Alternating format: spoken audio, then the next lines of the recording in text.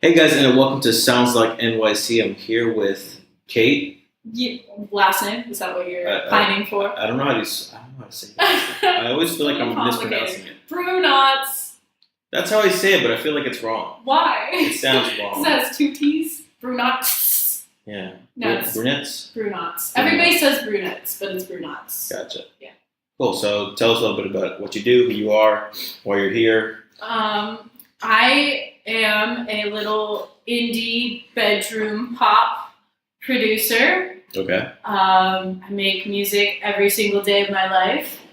And I recently moved to New York about 7 months ago, and this is a great platform to connect with other artists and share with more people. And hang on. This shot is bothering me. The shot? The shot. The shot. Oh, okay, how do we fix the shot? I think it's the camera. Ooh. Fuck me. Ooh, I didn't even notice I get a little fun, not that we're using this, No, but I feel think pretty it's cool more with this way to you. Could you move a little more that way? This way?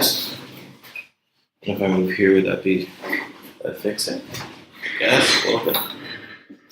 I just want us to be in the middle because what I'm going to do afterwards, I'm going to square it. Uh-huh. And I need this to be in the middle for it, but I'm not sure. Does it look wrong? That was slightly better. My spatial reasoning is awful. You move closer. This way? There you go. Cool. Okay. Also, should I be looking here? Should I be looking here? I don't know. I've done this 30-something times. I still don't know. So it's I'm always looking at the artist. Okay. Yeah. All right. Alright, so let's just start from the beginning of this. Hey guys, and welcome to Sounds Like NYC. I'm here with Kate Brunotts. Yes, Brunotts. Okay, I said it right. Tell us a little bit about, what you do, who you are, why you're here. All right. My name's Kate Brunotts, as we've established. Yeah. I'm an indie pop, bedroom pop producer. I recently moved to New York about 7 months ago. I make music every single day of my life. And I am on this podcast because I found it through another artist who I like. And it just seems like you're building a really nice community here. Right. Yeah. And I really wanted to be a part of that. Okay, so side note. Yes. This is the second time we're doing this interview. The first time was all the way in August? I was so sad that it got lost because so much of my life has changed since then. Because at that point, I had only lived in New York for 3 months. I hadn't had my existential crisis. Yeah, you were just so happy. I was so happy. I was like, oh, New York. Yeah. I'm still kind of like that. But I feel like I've gone through some more. I think that was episode 25 or 24. 25 is my lucky number, so yeah. I'll go with 25. So there's if you look at the, I don't know what you would call it. Discography. Yeah, I guess that's what you would call it. Mm-hmm. Of Sounds Like NYC. There's one number missing. And that's Kate. Yeah. So there you go.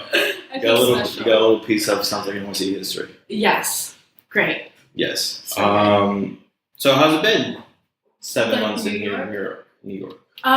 Yeah. So the first 3 months were really great, and I was so in love with it. I worked at a juice bar. It was great. Mm-hmm. And then I left my juice bar, worked at an animal hospital. Not so great. Then I was like, ooh, music. I love music. I started doing gigs, started putting out singles again.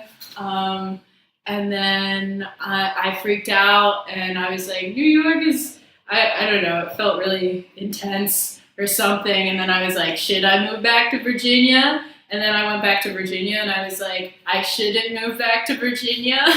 Wait, so you went back to Virginia? Yeah, for a little bit. Really? Yeah, for 2 weeks, I think. Yeah. Wait, one-way ticket style, or did you know you were going back? Yeah, well, I didn't know. Right. I was so confused. I was almost in it to win it. I interviewed to be a receptionist in DC. Mm-hmm. I put up my room for my apartment on Airbnb. I was like, yo, I really didn't know. But then I came back and I had a really great gig. Mm-hmm. And I was just like, man, I have to be here. And then now I'm here.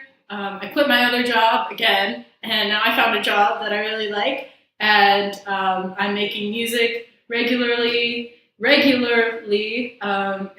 I dropped my second EP, and that went over really well, and now I'm collaborating with a bunch of New York artists, which is really awesome, and I feel like I finally have my footing here. So we're back to yay, love New York. So do you feel like you needed to do that to realize you wanted to be here? Or do you think you're going to go back probably again for the no, never. Yeah, no, I think I definitely had to have that. I mean, like, I'm 18, so like I had a lot of changes at once. Like I'd never lived on my own, Right. or like been paying bills or feeding myself or being away from, and like I didn't know anyone in New York, so Yeah. I think it was just a lot at once. And at the same time, I was like, oh, I need to like work on music all the time, and it was just really overwhelming. Mm-hmm. But then I went back to Virginia, and I was like, oh, it's cool. My family's here. Love the fam, but I'm so bored. It felt more like a vacation than like a Yeah, home. it didn't feel like a home. Yeah, and when I came back and just having that gig and having a good performance and connecting with people again, it felt really right. And I'm very sometimes to a fault. Like I guide myself very much on feeling. So I was feeling great, and I'm still feeling great. But yeah, I don't see myself going back to Virginia.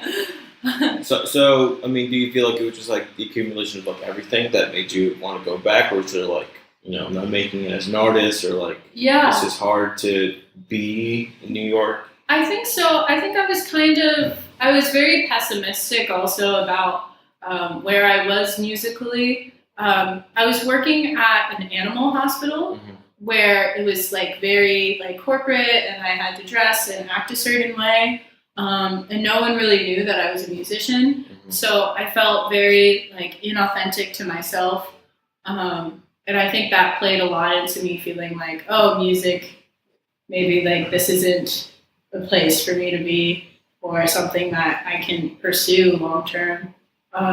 But I started to really surround myself after I quit that job. I surrounded myself by like-minded people and like-minded creatives, and I'm so much more positive now, and I feel like I really have something to offer, and it is possible and feasible for me to pursue a career in, and just because it's like creative or out of the box, that shouldn't like deter me. Mm-hmm. But yeah. Gotcha. Well, I mean, how did you get started with music? When did you start making music? I've been singing like all my life, and I played guitar and keys and ukulele since like middle school. But I was never like a big instrumentalist. Mm-hmm. Like I can play chords and like get by, but I'm not doing any sick licks. I mean, I wish I could. That'd be great. But yeah, I started producing like my sophomore year of high school, so like 2016-ish, so not super long, but I just really fell in love with that and that process, and there's just so much to learn there. So from there, I just started like producing every single day, and I got really, really into it, and that led to other things. Mm-hmm. Yeah. Well, do you have more fun? Do you still have more fun making music than you do producing it? What do you mean by that? Well, what do you look forward to the most, I guess? Like the initial like writing down is like a writing a raw song, idea, like yeah, or like basically. after, like when everything is like said and done, like seeing the finished product. I think honestly just like the dichotomy of those two, because like I'll have like the acoustic little folk song, and then it'll come out and it'll be like weird and have like synths, and just like seeing the difference between those two, I get a lot of joy from, because when I was in Virginia, when I did my gigs, they were all acoustic, right. And I didn't feel very authentic because I felt like people weren't getting the full picture. So now it's so great that I get to have that acoustic part of me and fulfill that in my life in one way, on my own and private, and then I get to really share the part that I'm super proud of, which is like the more produced stuff. So I guess, maybe the more produced things, because I feel, more authentic that way. Gotcha. Well, would you? I remember last time we spoke, probably like a week or two or something like that. Yeah. Mm-hmm. You told me you had an idea of like actually getting a band together, right? Yeah. How's that going? Well, I've been talking with the drummer. So we might, and I have a show on March 21st. So I think we're booking studio time to try it out to see like if that's something that could work. But yeah, I don't know. I'm working with this other artist, and we're gonna release a single together, so that'll be fun. But yeah, I don't know. I'm very open to everything because I haven't really tried anything. So I mean, that's good. Yeah. It's always good to be open to like new experiences. Right. Yeah. So we'll see if that works out. I don't really know what that would look like. I don't really see myself being in a band where we only like make band songs, like everybody writes together and like does that kind of thing. I think I'm very like independent in that sense. Like I like to just write everything in a vacuum, like in my room. Then people just add on to like your thing. Yeah. So like when I found this drummer, he was like, "Oh yeah, no, we could just make like a live band for you and just like add your backing." And I never considered that people would want to do that because it just, I don't know, I get so much joy out of creating the thing and then having that creation for people to display. But I don't know, I guess there's joy. I mean, there is joy in performing music of any kind. Yeah. But yeah, I think it would be more so that than a collaborative effort. I think I'll always be a solo artist. Why? I don't know. That is a good question. I think I'm very like gung-ho and I like to feel like what I'm doing is a result of my actions. And I feel like that's very measurable as a solo artist. I also feel like the accountability is more on myself if I'm a solo artist, and I have no excuses to be lazy or like wait on things happening. Like if I'm gonna make something, it's not like, oh, you have to set up this time to meet with so and so. Like no, there's no excuses. Like I can do that now. I can go over to my laptop and like start writing something. So I really like that freedom, I think. Cool. So what's your best performing song right now? My best performing song? Yeah, in terms of like numbers. That's what you mean. I thought you meant like, ooh, okay. It's another question. Right now, actually, is Room for You, which is on my most recent EP. What have you been doing to market it? It's been submitted to lots of playlists, and some playlists have picked it up, and that has helped a whole lot.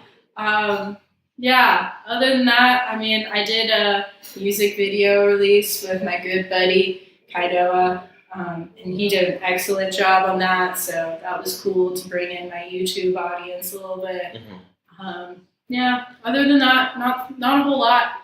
Do you feel like there's more you could do? Maybe. Probably. Definitely. So you don't market yourself at all? You just like... I mean, I get like, what do you mean? Define market yourself. Like, not just posting on social media, but like being sort of like, doing that with a purpose, like purposefully doing that sort of stuff. Like being deliberate about my actions. Tactical sort of things that you would do. I mean, I do some things. I don't think they're always super direct, but I think they definitely bring in listeners and stuff. I'm on Bumble Business a lot, and I talk with a lot of other people there, and some people will find my music through that. I'm on Craigslist sometimes too to like find other musicians, and I'm always asking for other people's like criticism and feedback so I can improve. But yeah, other than that, I mean, not a whole lot. I'm on social media and like I do music-y things on social media, but I send out messages to people sometimes. That's cool. But, And that's something. It's more than nothing. Yeah, I guess. But, yeah. So you feel like it just sort of happened because it's a good song and then like the playlist picked it up, or what?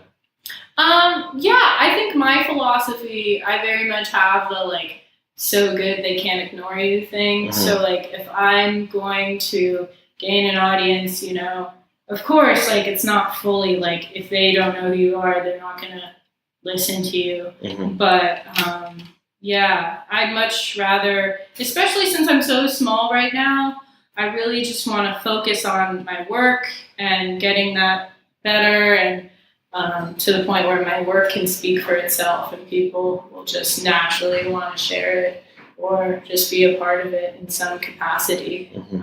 But yeah, I definitely focus on that side of things more than like my marketing side of things, if I focus on that at all, really. Yeah. Gotcha. Okay, I mean, so what's the best song you like to perform? I guess at this point, probably Grayscale, which is a song about how like cell phones are freaky. That's weird. But like, you know, like how, you know, social media can be really damaging and phones are very like, you know, look up from your phone, whatever. But there's, I sampled like the text tone from iMessage, you know, like the ding, to right before the chorus. So whenever it plays, like people are always like, what's going on? Yeah, exactly. It's so funny. That's actually really smart. Thanks. That's actually really cool. Yeah, it's really cool just watching that happen. So what do you have going on now? I know you just released an album. Yeah. EP. Yeah. Yeah. I'm gonna be back in the studio next month, which is good. I already have my next EP. Like I have all the demos done, so I just need to record that. That'll be out later this year at some point. I'm meeting with an artist tomorrow to discuss release plans for her next single. I collaborated with her. Her name is River Hooks. She's awesome. She's also from like the DMV area, moved to New York to do music-y things. Mm-hmm. And then I have a show so funny to me. That people move from DMV. Just the word, the phrase DMV. Really? Yeah. Why? It's like NYC. Sounds like you're fucking like the DMV. Oh, like driving. Yeah. Yeah, I was actually really confused. Like when I started driving, I was like, we're already in DC, Maryland, Virginia. I don't care. But yeah, no, that is kind of weird. And then I have a show in March on the 21st in Brooklyn.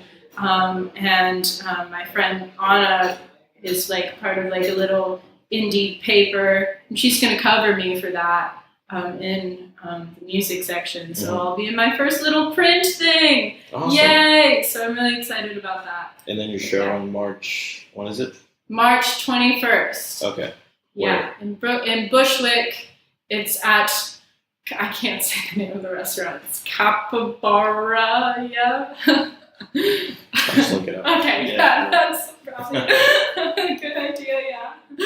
So Thank you Thank you so much for coming the second time. Really sorry about that. No, it's great. I'm not paying $1,000 for